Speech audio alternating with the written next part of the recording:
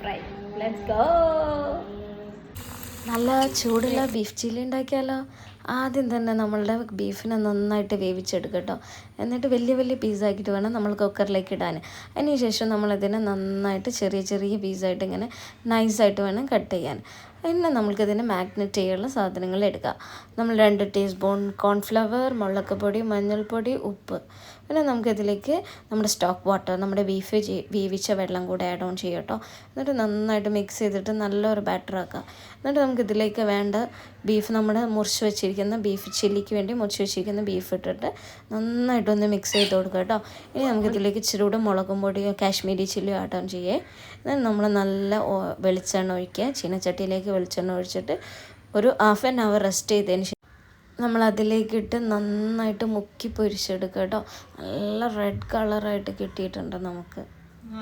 പിന്നെന്താ, കോരി എടുക്കുക. നന്നായിട്ട് നല്ല മൊരിഞ്ഞ ബീഫ് ചില്ലി ഇട്ടിട്ടോ. നമ്മുടെ സെക്കൻഡ് സെറ്റാണിത്. സെക്കൻഡ് സെറ്റും കൂടെ എടുക്കുക. ഇതിന് കോമ്പിനേഷനായിട്ട് പൊറോട്ട, ചപ്പാത്തി, ബ്രെഡൊക്കെ ടേസ്റ്റാണ് കേട്ടോ. അപ്പോൾ നല്ല ബ്രെഡ് നമ്മൾ നന്നായിട്ട് ആവി കയറ്റിയിട്ട്, അപ്പോൾ ബ്രെഡിന് ആവി കയറ്റിയ ബ്രെഡ് നന്നായിട്ട് സോഫ്റ്റ് ആവും കേട്ടോ. നമ്മുടെ ചൂടുള്ള ഈ ബീഫ് ചില്ലിക്ക് നമ്മൾ ലെമൺ ജ്യൂസും കൂടി സ്ക്യൂസ് ചെയ്ത് ബ്രെഡ് കഴിച്ച്, ബ്രെഡും എടുത്ത് ബ്രെഡിലൊരു പീസും വെച്ചെടുത്ത